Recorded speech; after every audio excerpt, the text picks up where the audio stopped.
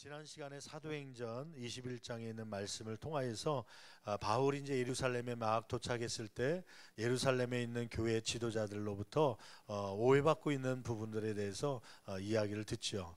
율법을 지키지 않는다. 그래서 율법을 지키지 않는 것이 아니라 잘 지키고 있음을 한번 오해를 풀기 위해서 결례 이 나시린으로 헌신한 사람들이 마지막 7일 동안에는 성전에서 정결 예식이 있는데 그 비용을 바울 사도가 내기도 하고 그 결례에 같이 참여하면서 율법을 잘 지키는 자임을 사람들에게 보였으면 좋겠다. 그렇게 제안함으로 그 결례에 참여를 하죠.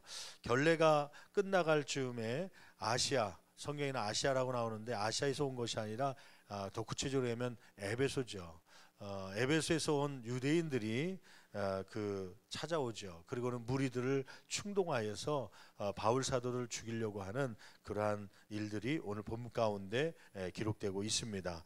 오늘은 이 바울의 위기 가운데 하나님은 어떻게 역사하시는지 살펴보면서 말씀 속에 주시는 하나님의 교훈들이 저와 여러분 가운데 있기를 간절히 축원합니다. 먼저 본문 말씀을 더 자세하게 한번 살펴보겠습니다. 아시아로부터 온 유대인들이 모든 무리들을 충동하였는데 그 충동한 내용은 무엇이었습니까? 그러니까 바울 사도를 결론적으로 죽이려고 하는데 어떠한 모함을 걸어서 바울 사도를 죽이려고 하죠. 28절 상반절 말씀에 보면 바울 사도가 각처에 다니면서 하나님의 백성인 유대인들을 또 율법을 성전을 비방했다고 하는 모함을 가지고 바울 사도를 죽이려고 했죠. 28절 상반절 같이 한 목소리로 봉독합니다. 외치되 이스라엘 사람들아 도우라, 이 사람은 각처에서 우리 백성이라는 것은 뭐냐면 이 사람은 바울을 얘기하는 거고요. 우리 백성이라는 것은 유대인들을 이야기하는 것이죠. 이 유대인들 아시아로부터 에베소로부터 온 유대인들이 와서 듣고서 한번 우리를 도와달라 그러면서 이 바울에 대해서 모함을 합니다. 첫째는 우리 백성과 율법과 이곳이라는 건 어디를 얘기하냐면 예루살렘 성전입니다. 예루살렘 성전을 비방하였다고, 그래서 모든 사람을 가르치는 그런 자였다고 이야기하는 것이죠. 여러분, 바울 사도가 사실 그러한 사람이었습니까? 그는 유대인들에 대해서요 누구보다도 사랑의 마음이 있었죠. 우리가 쭉 1차, 2차, 3차 전도행을 다니면서 보는 것은 바울 사도가 그 지역에 들어가면 가장 먼저 들렸던 장소가 있었죠. 어디였습니까? 회당이라는 곳이었어요. 회당은 어떤 곳이죠? 유대인들이 모이던 곳입니다. 유대인들을 구원하고자 해요. 물론 자기가 이방 사람들, 유대인이 아닌 사람들에 대해서 사도로 부름을 받았지만 그럼에도 불구하고 그는 자기의 민족, 친족, 혈육들을 구원하고 싶어하는 그러한 뜨거운 사랑의 마음을 가지고 회당에 가서 유대인들에게 먼저 복음을 증거했던 사람이었습니다. 여러분, 로마서 9장 3절 말씀 볼까요? 로마서 9장 3절 말씀 보면 바울 사도가 이러한 고백을 하잖아요. 같이 봉독합니다. 나의 형제 곧 골육의 친척을 위하여 내 자신이 저주를 받아 그리스도에게서 끊어질지라도 원하는 바로다. 내 형제 유대인들, 골육의 친척, 이러한 우리 민족들을 구원하기 위해서는 내 자신이 저주를 받아서 지옥에 가는 한이 있더라도, 내가 대신 지옥에 갈지라도 우리 유대인 민족들이 다 구원받았으면 좋겠다. 그것이 바울 사도의 간절한 소망이었죠. 그만큼 유대인들을 사랑했던 그 바울 모습 아닙니까?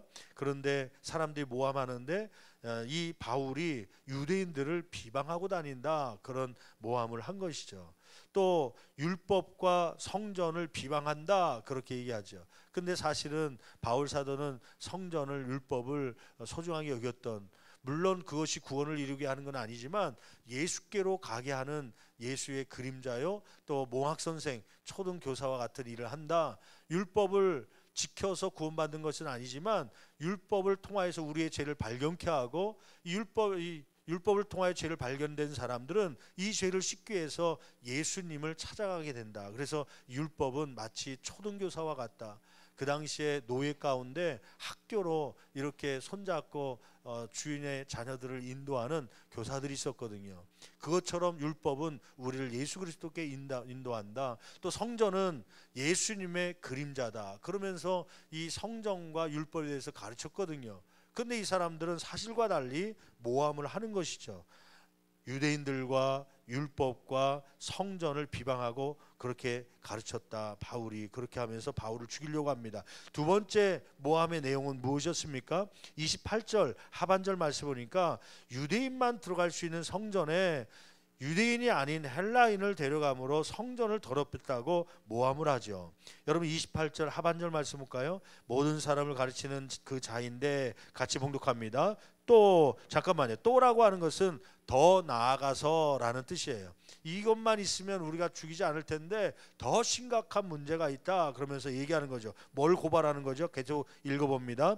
헬라인을 데리고 성전에 들어가서 이 거룩한 것을 더럽혔다 하니, 성전에 가보면, 예루살렘 성전에 가면 거기 맨 안쪽에 제사장의 뜰이 있습니다. 제사장의 뜰. 제사장의 뜰은 누구만 들어갈 수 있냐면 제사장만 들어갈 수 있습니다. 그 다음에 제사장 뜰에서 좀 바깥으로 나오면 두 번째 뜰이 있는데 유대인의 뜰입니다.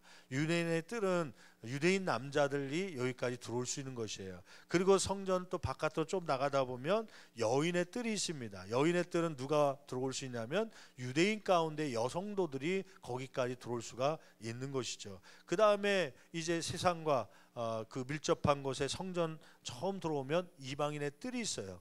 이방인의 뜰은 누가 거기까지 들어올 수 있냐면 이방인들이 거기까지 들어오는 거예요. 그러면 성전 바깥에서부터 한번 볼까요? 처음에는 이방의 뜰을 거치게 됩니다. 거기는 이방인이 거기까지 들어오고요. 그 다음에 여인의 뜰이 있습니다. 여인의 뜰은 여성들이 여기까지 들어올 수 있는 거고요. 그 다음에 안에 가면 유대인이 뜰이 있어서 유대인 남자들이 들어오고, 그 맨 안쪽에는 제사장의 뜰이 있어서 제사장들만 들어가는 거예요. 근데 여러분, 그 이방인의 뜰과 여인의 뜰 사이에 1.4m나 되는 돌 울타리가, 돌 벽돌로 쌓은, 돌로 막아놓은 울타리가 있습니다. 그것은 뭐냐면 이방인들이, 유대인이 아닌 이방인들이 이 여인의 뜰이나 유대인의 뜰까지 들어오지 못하도록 막아 놓은 것이죠. 그 당시에 헬라어와 라틴어로 이러한 경고문이 있었다고 그래요. 외국인은 성전과 그 경내를 둘러싼 울타리 안으로 들어갈 수 없다. 만약 울타리 안으로 들어가다가 적발되어 사형당하는 자는 자신의 죽음에 대해 스스로 원망할 수밖에 없다. 로마가 장악을 하면서요, 그 민족들의 법들을 다 로마가 권한을 가지고 허락을 해야지만 법이 집행되고 또 형이 집행되는 것이죠. 그런데 유대인에 대해서 딱 한 가지 법에 대해서는 예외로 시켜놨습니다. 그것은 뭐냐면, 성전에, 유대인들이 갖고 있는 법 가운데 성전에 유대인이 아닌 사람이 들어올 경우에는, 이방인의 뜰을 넘어서 들어올 경우에는 그 사람은 그 자리에 처형해도, 사형을 시켜도 로마에서는 책임지지 않는, 그냥 너희들이 알아서 집행하라, 그렇게 만들어 놓은 법이 있었죠.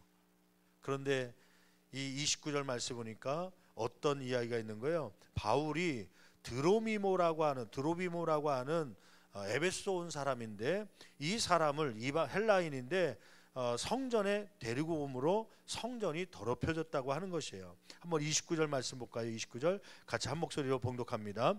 이는 그들이 전에 에베소 사람 드로비모가 바울과 함께 시내에 있음을, 잠깐만요, 어디에 있었어요? 사실은 시내에 있는 모습을 보고, 그 다음에요, 바울이 그를 성전에 데리고 들어간 줄로 뭐함이라 생각함이라. 예루살렘 시내에서 드로미모라고 하는 그러한 에베소 헬라 사람을 바울 사도가 같이 있었던 걸 보고 유대인들이 마치 이것을 어디로 같이 끌고 왔다고 생각한 거예요. 성전 안까지 데려갔을 것이다 생각한 것 때문에 성전을 더럽혔으니 죽여야 된다 모함을 한 거예요. 거기 한번 밑줄 한번 거보실래요? 들어간 줄로 생각함이라. 생각이란 말이야. 여러분, 곡해를 한 것이죠. 곡해가 무엇입니까? 사실이 아닌데 사실인 것처럼 그를 다시 번역을 해갖고 생각하거나 말하는 것을 곡해라고 이야기하는 것 아닙니까?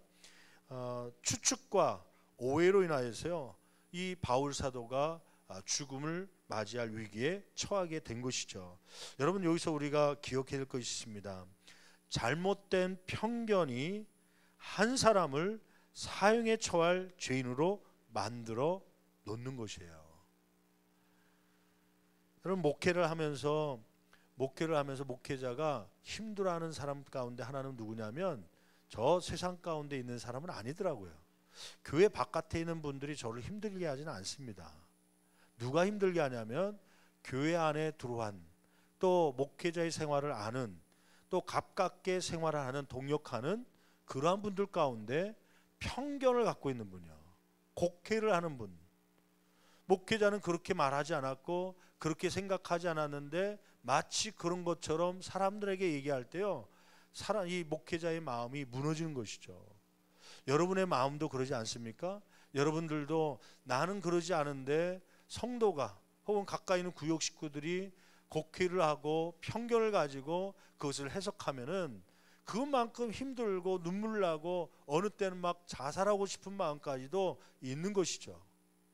얼마 전에 TV에 보니까 뉴스에 보니까 어떤 유명한 연예인이 죽었다며요. 자살해서 죽었다며요. 왜요? 댓글 때문에. 사실과 다른 이야기들이 자기에게 곡해를 하고 그러한 것 때문에 마음을 아프다 못해 스스로 목숨을 끊는 그러한 일들이 막 벌어지게 되는 것이죠. 여러분, 한 사람의 잘못된 편견 하나 때문에 교회가 무너지기도 하고 사람이 상처받기도 하고 때로는 눈물을 흘리게 하는 것입니다. 여러분, 우리의 상상을 피지 말고 추측하고 편견 때문에 사람을 아프게 하는 그러한 일들이 있다면 우리의 입술에 파수꾼을 세우셔서 그러한 일들이 입술로 표현되지 않도록, 아니 우리 생각 속에 자리 잡지 않도록 기도할 수 있는 저와 여러분 되기를 간절히 축원합니다. 두 번째로 예루살렘이 요란하다는 정보를 들은 천부장이 한 일은 무엇입니까? 31절 말씀에 보면 천부장이 거기 이제 지리적으로 보면 예루살렘 성전을 바라볼 수 있는 높은 언덕에 안토니오 요새라고 하는 요새가 있었다고 그래요. 그 요새에 로마 군사들이 있었는데 1000명 정도가 주둔하고 있었는데 거기에 천부장, 장교는 누구냐면 글라우디오 루시아라고 하는 천부장이었습니다. 이 천부장이 저 밑에 성전 쪽을 보니까 거기에 31절 말씀 보니까 요란하였다 이렇게 표현하고 있죠. 한번 31절 말씀 같이 한 목소리로 봉독해 보겠습니다. 그들이 그를 죽이려고, 바울을 죽이려고 유대인들이 할 때에 온 예루살렘이 뭐하였다는, 요란하다는 소문이 군대 천부장에게 들리매. 천부장님, 지금 예루살렘 성전이 난리 났습니다. 무슨 얘기냐? 무슨 일이 벌어졌냐? 요란하다는, 요란이라고 하는 낱말을 보니까 그 요란이라고 낱말은 심킨노라고 하는 낱말인데 홍수가 나서 범람하는 그러한 모습과 소리를 이야기합니다. 그러니까 막 홍수가 난 것처럼 사람들이 막 몰려오면서 막 소리를 지르는데 이거 뭔가 소동이 벌어졌다 생각하고 천부장에게 보고한 것이죠. 그래서 천부장이 한 일은 무엇입니까? 32절 말씀 같이 한 목소리 봉독합니다. 그가 급히 군인들과 백부장들을 거느리고 달려 내려가니 그들이 천부장과 군인들을 보고 바울 치기를 그치는지라. 막 바울을 죽이려고 거의 쳤다라고 하는 낱말이 나오는데 그 낱말은 주먹으로만 친 것이 아니라 막 몽둥이로 돌로 던져서 쳐서 죽이려고 하는 그러한 모습이죠. 천부장이 막 급히 내려간 거예요. 천부장과 군인들이 나타나자 바울을 치던 유대인들이 잠시 그치게 된 것이죠. 그리고는 33절 말씀 보니까 천부장이 군인들에게 시켜서 쇠사슬로 바울을 묶게 합니다. 33절 같이 봉독합니다. 이에 천부장이 가까이 가서 바울을 잡아 두 쇠사슬로 결박하라 명하고 그가 누구이며 그가 무슨 일을 하였느냐 물으니 먼저 쇠사슬로 바울을 꽁꽁 결박하였습니다.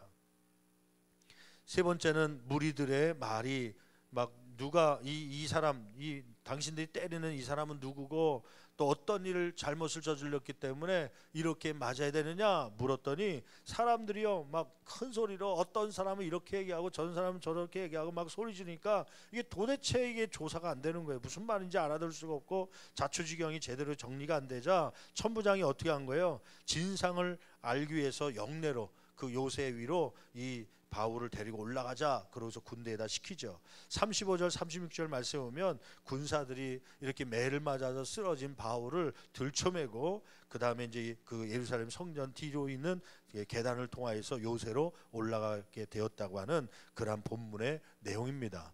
여러분, 오늘 본문을 통하여서 하나님께서 저와 여러분에게 주시는 교훈은 무엇입니까? 첫째는 율법의 규정을 지키는 것보다 더 중요한 것은 율법의 정신입니다.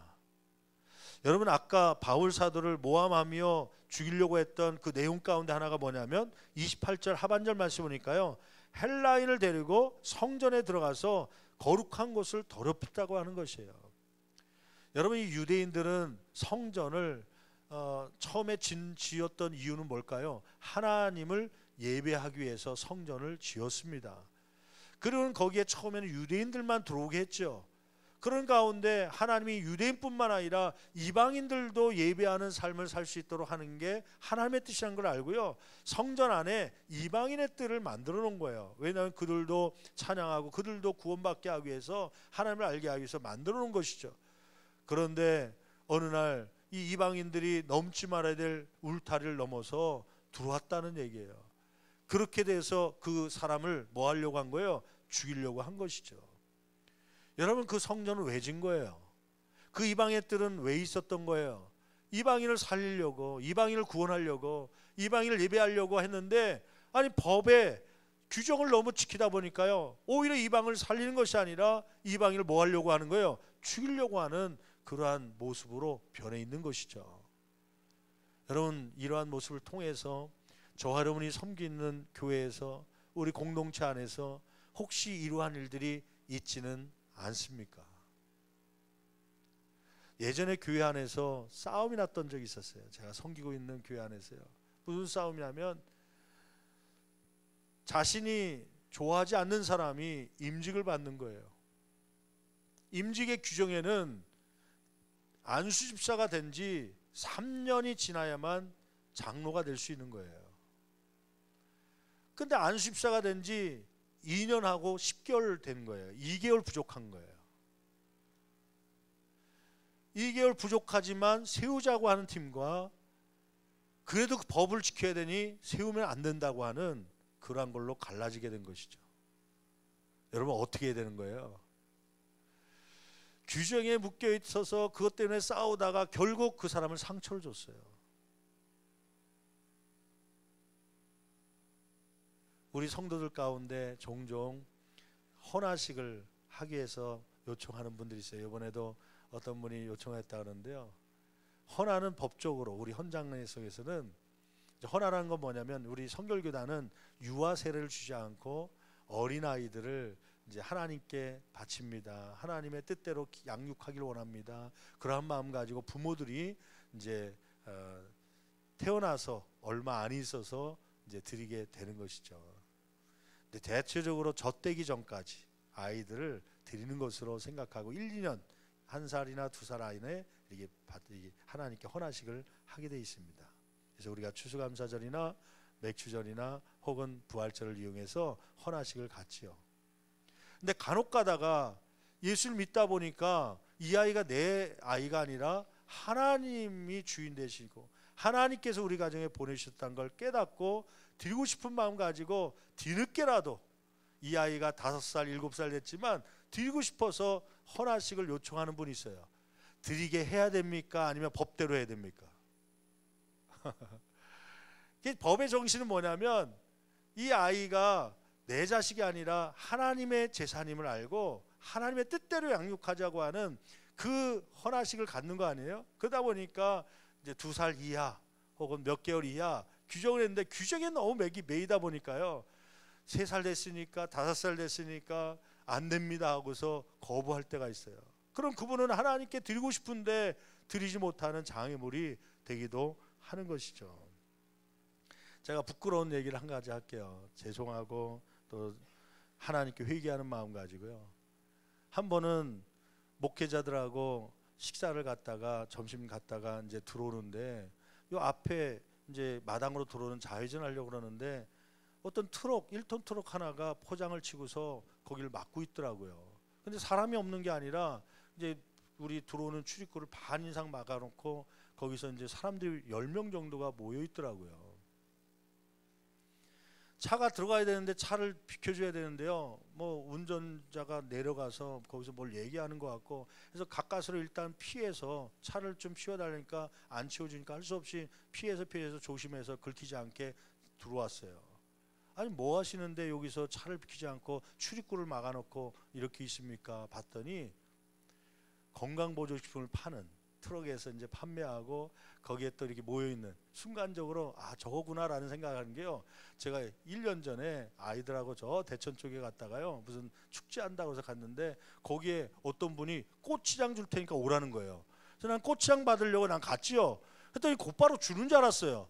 뭘 질문하면 얘기하면 맞추면은 뭘 그 얼굴에 뭐 팩하는 거 있잖아요. 그걸 하나씩 주더라고요.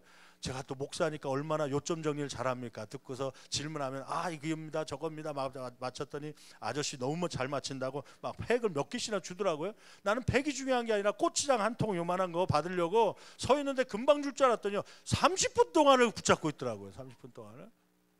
여러분들 웃는 거 보니까 당했던 기분이 좀 있는 것 같아요. 아니 목사인데도 저도 아니 그거 고추장 하나 그냥 준다 해서 갔는데 30분 동안, 아니 20분 지났는데요. 애들은 막 빨리 가서 밥 먹어야 되는데 왜 아빠 안 오냐고 엄마가 보내죠. 빨리 가자고 그러는데 억울한 거예요. 20분 동안 있는 게. 꽃장 받으려고 기다렸는데 30분 동안. 그때 생각나는 게 그거 같아요. 그거 같아요. 몇십만 원짜리 건강식품 뭐 이렇게 이게 좋고 저게 좋고 뭐 텔레비전 보여줘가면서 막 하는 것 같아요. 아니 좋지만 여기 지금 교회 앞인데 출입구를 좀 열어놓고 해야지. 이 남의 땅 앞에다가 이렇게 막아놓고 하면 어떻게 합니까? 처음에는 이제 우리 부사역자가 가서 얘기하는데 아 이분들이 10분만 이제 보니까 30분 해야 된다 한 20분 간 것 같아요. 10분 후에 마치니까 좀 기다려달라고. 그래서 10분을 기다렸는데 안 가요. 또 계속 있어요. 아 나도 이제 멀리서 보면서 이제 내 고추장 사건이 기억나는 것 같아갖고요. 멀리서 보면서 그래서 그냥 아 이 저거 그 뭐 효과도 그렇게 없는 것 같은데 저렇게 이렇게 파는 것 같았고요. 이게 교회 앞에서 이게 약장사처럼 그렇게 판매하면 마치 교회에서 판매한 것처럼 소문이 나더라고요. 지난주에도 우리 집사님 한 분이 동영상을 하나 보내주셨어요. 카톡으로. 뭔가 해서 봤더니 목사님 우리 교회인 줄 알았어요. 봤더니 신월동에 있는 교회 앞에서 청소년들이 30명이 한 명 수험생을 때려서 다치게 했다. 그것 때문에 나오는데 신월동에 있는 교회인데 신월동 교회인 줄 알고요. 깜짝 놀래갖고 자세히 봤더니 저 성산교회 앞쪽에서 도로변에서 그런 것 같아요. 그러면 뉴스 기자들이 그냥 도로변에서 그랬다면 되지 왜 교회 앞에서 그런 사건이 일어났다고 또 강조해서요. 그러니까 꼭 그 교회 학생들이 그러는 것 같고 교회가 그렇게 방치한 것 같고 막 그러니까 마음이 좀 안 좋더라고요. 교회 앞에서 음식을 파니까 막 그런 상품을 파니까 좀 교회가 또 그런 오해를 받을 것 같아서 좀 저도 나가서 좀 비켜달라고 했더니요. 그분이 그래요. 좀만 기다려달라고. 그래서 저도 이제 들으면서 언제쯤 끝나나 안 끝날 것 같아요. 그래서 좀 빨리 치워달라고 얘기했더니 저한테 그러는 거예요. 교회가 야박하다고 이런 것도 못 참아주고 교회가 야박하다고. 내가 누군지 아냐고 그러면서 그분이 그래요. 이 교회 담임 목사님 잘한다고. 제가 있는데 담임 목사님 잘 알고 내가 이 교회 다녔고 헌금도 많이 했는데 이렇게 야박하게 할 수 있냐고. 근데 저 처음 보는 사람이거든요. 담임 목사가 있는데도 담임 목사 얘기하는 거 보니까 그분이 우리 교회 다닌 것 같지는 않아요. 근데 막 사람들 앞에서 그러니까요.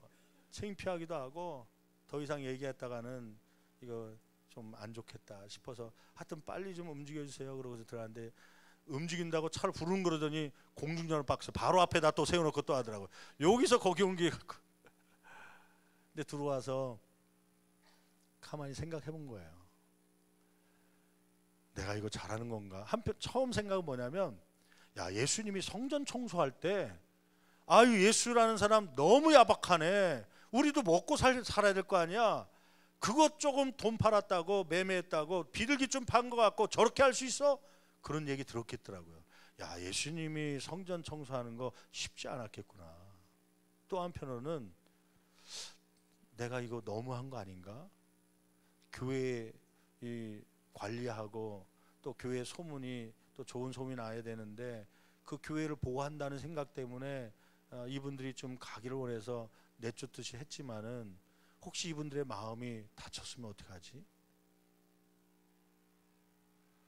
그 생각을 하니까요, 교회가 너무 야박하네, 이 말이 마음속에 막 몇 시간 동안 떠나지 않는 거예요. 다음 날까지도. 담임 목사가 그래서는 안 되는데 너무한 거 아닌가. 사실 그렇게 장사하는 사람도 오라고 그래갖고 교회 다니도록 인도해야 되는데, 술 먹고 담배 피고 그런 사람도 왜 교회니까 담배 핍니까 따지거나 싸우는 것이 아니라 그 사람들이 교회 올 수 있도록 해줘야 되는데, 교회가 어느 날 보니까 너무 규정에 따라서 세상에 있는 사람을 막고 있다고 하는 그런 생각을 갖게 되면서요, 하나님 앞에 회개기로 했습니다. 하나님, 내가 너무 규정을 따지다 보니까 내가 사람들을 잃는 건 아닙니까? 목사가 너무 야박해진 거 아닙니까? 하나님 용서해 달라고 그런 기도를 한 적이 있습니다. 여러분, 우리 교회가 어떤 일을 결정할 때 너무 야박하게 세상의 것을 차단하려고 하다 보니까 너무 세상에 있는 사람들이 오는 것을 막아버리고, 초신자들이 봉사하려고 하는데 당신은 10년이 안 됐기 때문에 세를 못 받았기 때문에 안 됩니다라고 매몰차게 모는 그러한 일이 저와 여러분 가운데 없기를 간절히 축원합니다. 두 번째 우리가 깨닫는 것은 뭐냐면, 자신의 상상만으로 상대방을 의심하고 곡해해서는 안 된다고 하는 것이죠. 여러분 29절 말씀 볼까요? 29절 같이 한 목소리로 다시 한번 봉독합니다. 이는 그들이 전에 에베소 사람 드로비모가 바울과 함께 시내에 있음을 보고, 성전에 있었어요? 시내에 있었어요? 성전에 들어간 게 아니에요. 시내에 그냥 있었다는 거예요, 같이. 그런데 그걸 가지고 확대해서 생각한 거죠. 어떻게요? 계속 읽어봅니다. 바울이 그를 성전에 데리고 들어간 줄로 생각함이로라. 들어간 거예요? 안 들어간 거예요? 안 들어갔는데 그렇게 추측한 거예요. 그렇게 편견을 가지고 오해를 한 것이죠. 여러분, 잘못된 상상이 이렇게 사람을 죽게 하는 것입니다. 여러분 잘 들어보세요. 의심과 곡해는 시급히 치유받지 않으면 안 되는 타락한 인간의 가장 큰 마음의 병입니다. 아멘 안 나올 줄 알았습니다. 나는 이거 쓰려고요, 밤새서 이렇게 문구를 만드냐고. 다시 한번 말씀드릴게요. 의심과 곡해는 편견이죠. 이러한 곡해, 어떤 사실을 가지고 자기 사실이 아닌 다른 뜻으로 자기가 상상의 날개를 펴서 이야기하고 싶어하는 그러한 마음, 그러한 것은 시급히 치유받지 않으면 안 되는 타락한 인간의 가장 큰 마음의 병입니다. 마음의 병. 치유받아야 될 거예요. 의심과 곡해하는 말이요, 그런 생각들. 전혀 그렇게 행동하지 않은 사람조차 자기의 상상대로 행동한 것으로 단정하고 이것을 막 퍼뜨리고 다니는 것, 그 사람을 괴롭게 하는 것입니다. 힘들게 하는 것입니다. 그 사람이 스스로 목숨을 끊는 게 낫겠다 생각할 정도로 아픔을 주는 그러한 심각한 병이죠. 그 병을 치유받지 않으면 안 되는 것입니다. 여러분, 사랑이란 무엇입니까? 고린도전서 13장에 보면 사랑에 대해서 이렇게 표현을 하고 있죠. 13장 5절 말씀 한번 읽어볼까요? 사랑에 대해서 같이 한 목소리로 봉독합니다. 무례히 행하지 아니하며 자기의 유익을 구하지 아니하며 성내지 아니하며, 중요한 말이 그 다음 나오는데요, 악한 것을 생각하지 아니하며, 어떤 사실을 보고 거기에 악한 것을 덧붙이지 않는 것이 사랑이라고 하는 것이에요. 여러분, 배우자를 사랑하십니까? 여러분, 우리의 자녀를 사랑하십니까? 또 우리의 성도를 사랑하십니까? 그러면 어떤 일에 악한 것을 생각하지 마십시오. 어떤 조그만 일을 보고서 악한 것을 생각해서 그 사람을 싸잡아 그렇게 몰아가지 마십시오. 사랑은 무엇이냐면 7절 말씀 보니까 또 이렇게 표현하고 있습니다. 고린도전서 13장 7절 같이 봉독합니다. 모든 것을 참으며 모든 것을 뭐하며? 믿으며 모든 것을 믿으며. 혹시 악한 행실을 했더라도 그 사람을 모아주는 거예요? 믿어주는 게 사랑입니다. 여러분, 교회 안의 성도들을 이 사랑을 가지고 대할 수 있기를 간절히 축원합니다. 왜요? 이미 우리는 하나님으로부터 그러한 사랑을 받았기 때문이에요. 여러분, 우리가 예수 믿으면 잘 될 거라고 주님은 믿고 우리를 구원해 주신 것이에요. 여러분, 하나님은 다 알죠. 또 실수하고 또 범죄할 줄 알죠. 지난주 다시는 그러지 않겠다고 고백했던 내용을 또 한 주간 지나면서 또 갖고 와서 회개할 거 알죠. 그럼에도 불구하고 여러분을 구원하기 위해서요, 용서해 주시고 여러분을 위해서 십자가에 못 박혀 돌아가신 그 사랑 아닙니까? 하나님은요, 다른 사람은 몰라도 하나님은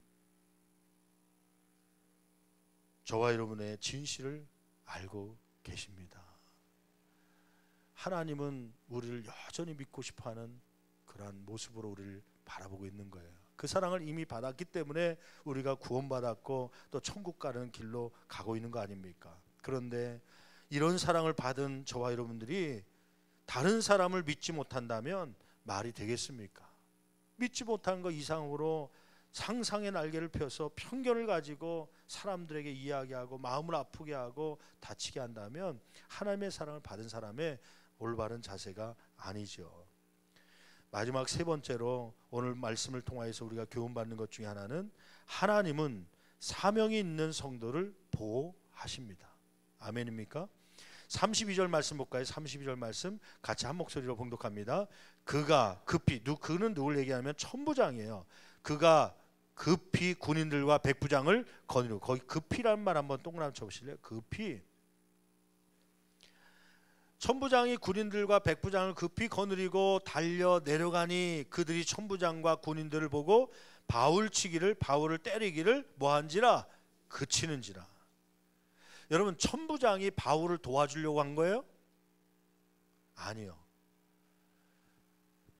막 소동이 일어나니까 로마 장교로서 이 동네 도시에 소동이 일어나서 쿠데타가 일어나서 문제가 생기면 자기 목이 날아가니까 이 문제를 빨리, 이 무슨 문제인지 감지하고 또 그걸 해결하려고 내려가는데 33절 말씀 보니까 해결이 어떻게 되고 있어요? 33절 다시 한번 읽어볼까요?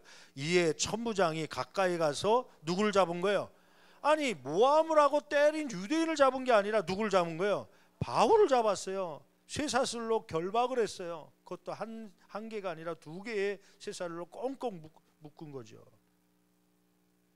바울 입장에서 생각해 보세요. 얼마나 억울했겠습니까? 모함 맞는 것도 억울하고 사람들에게 맞는 것도 아프고 쓰리고 힘들지만, 버티기 힘들지만, 이거 천부장 군인이 와서 야, 나를 도와주겠다 생각했는데 오히려 자신을 쇠사슬로 막 꽁꽁 묶으니까 얼마나 억울하고 막 분통이 쳐지고 아마 소리 질렀겠죠. 내가 아닙니다. 저 사람들이 나를 때리는 거지 난 잘못한 게 없습니다. 막 소리치고 그랬겠죠. 그런데도 불구하고 군인들이 그 바울 사도를 꽁꽁 묶는 거예요. 바울 사도가 생각했을 때는 왜 나에게 이런 어려움을 주신지 하나님이 도저히 이해 안 되는데, 근데 지나고 봤더니 천부장이 바울을 결박하는데 바울을 괴롭게 한 것처럼 보였지만 오히려 지나고 나니까 천부장 때문에 바울이 살아난 거예요. 지금 사람들이 돌로 치고 막 목노래 쳐서 바울을 거반 죽게 했는데 이 천부장이요, 가만히 보니까 무슨 오해가 생겼어요. 어떤 오해가 생겼냐면 38절 말씀 볼까요? 38절. 천부장이 무엇 때문에 급히 내려온지 한번 보세요. 21장 38절 같이 한 목소리 봉독합니다.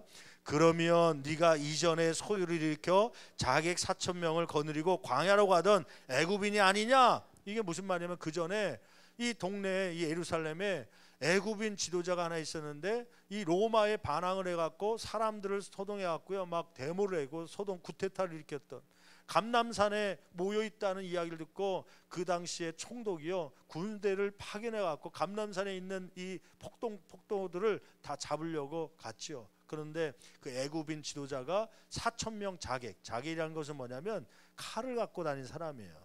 그 당시에 이제 종교 집합 가운데 열심당이라고 있어요. 열심당은 독립투사지야, 오늘날로 얘기하면요. 이 사람들이 칼을, 이제 그 칼을 헬라어로 뭐라고 그러냐면 시카리라고 그래. 시카리. 어디서 많이 듣던 거 아니에요? 부엌에 있는 그 시칼처럼 시카리를 갖고 다니면서, 단검을 갖고 다니면서 암살, 로마, 친로마 사람들, 또 유대인을 괴롭히는 사람들 죽이고 그런 독립운동을 했던 사람이에요. 4,000명을 이끌고 광야로 도망쳐서 어디로 갔는지 찾지 못하는 거예요. 그런데 갑자기 막 홍수가 범람하듯이 소동이 일어나는데 보니까 누가 온 것 같아요. 또 그놈들이 왔나 하고 봤더니 그래서 막 급히 뛰쳐내려간 거예요. 평상시 같이 천천히 내려왔으면 바울은 그 사이에 돌로 맞아 죽었죠. 근데 하나님은 이 천부장의 생각을 오해케 해갖고 천천히가 아니라 급히 내려가도록요. 그래서 바울이 돌에 맞는 것을 하나님께서 막게 하시고 그 결박해 하니까 이 돌로 치던 사람들이 치질 못하고 더 이상 군인들에 밀려서 이제 바깥으로 빠져 나가는 것이죠. 여러분, 하나님은 이 바울을 보호하신 것입니다. 전혀 상관이 없는 천부장을 순간적으로 오해해 갖고 급히 뛰어나와서 군대를 이끌고 이 바울 사도를 보호하여 주신 것이죠. 왜요? 그에게는 여전히 무엇이 있기 때문에요? 사명이 있기 때문입니다. 로마에까지 가서 내가 복음을 증거하리라. 하나님은 더 남은 사역이 있기 때문에 그를 보호하여 주신 것이죠. 여러분, 하나님이 기뻐하시는 일을 하려고 작정하는 순간 하나님은 그 일 때문이라도 저와 여러분을 보호하여 주실 줄 믿습니다. 제가 간증한 것 가운데 재미있는 사건 하나 있잖아요. 제가 미국에서 목회하는 동안에 이제 한 교회에서 이제 부사역자로 있다가 이제 난가주 펠로십 교회 담임 청비받아서 간 거예요. 이제 갔다가 이제 한 달 만에 인사하러 이제 그 전에 섬기던 교회 갔는데 거기에 있는 사찰 집사님이 그 대문 앞에 서갖고요 먼 산을 쳐다보고 있는 거예요. 아유, 집사님 안녕하세요 인사를 드렸더니 이분이 본체만치 하면서 뭐 얼굴에 근심이 쌓여갖고 먼 산을 바라보면서 그냥 한숨을 푹 쉬면서 있는 거예요. 무슨 일 있어요? 그랬더니 그때서야 자초지종을 얘기해요. 사실은 지난주에 일이 생겼다고. 무슨 일이 났더니 이 사찰 집사님이 사실은 신앙이 좋아서 사찰 집사님이 된 것이 아니라 그냥 미국에 왔는데 불법 체류자가 된 거예요. 그래서 이제 영주권 신청을 해주는 조건으로 그다음에 살을 받고 그다음에 열심히 혼자서 또 이제 청소를 일을 잘 하니까 그래서 이제 외국인한테 주는 것보다 이분에게 청소를 맡기자 해갖고 사찰 집사님으로 돌아왔는데 신앙은 없었어요. 그러다 보니까 이분이 끊어야 될 걸 끊지 못하고요. 교회에서 일을 하시는 사찰 집사님이 청소를 하고 심심하면 나와서 1시간당 한 캡비를 꼭 그 교회 대문 앞에서 피시네요. 그러니까 그것을 본 장로님들이 집사님들이 재직회나 당회를 열 때마다 이분을 꼭 데리고 있어야 되냐, 어떻게 사찰 집사님이 담배를 피는 거 어떻게 좀 막아야 되지 않냐. 그래서 이제 이분이 끊지를 못하니까 담벼락 밑에서 항상 피고 들어오고 막 그런 거예요. 토요일 날 저녁에 이제 교회 청소 사람들은 다 가고 교회 마무리 청소하면서 대걸레를 마지막 이제 씻고서 널어놓으려고 이렇게 바켓에다가 이제 거기다가 이제 물을 받아놓고 이제 물을 틀어놓은 상태에서 잠깐 또 담배가 생각나니까 담배를 피고 나왔다가 사람들하고 대화하다 보니까 깜빡 잊고 차를 타고 그냥 문 잠고 그냥 가버린 거예요, 집으로.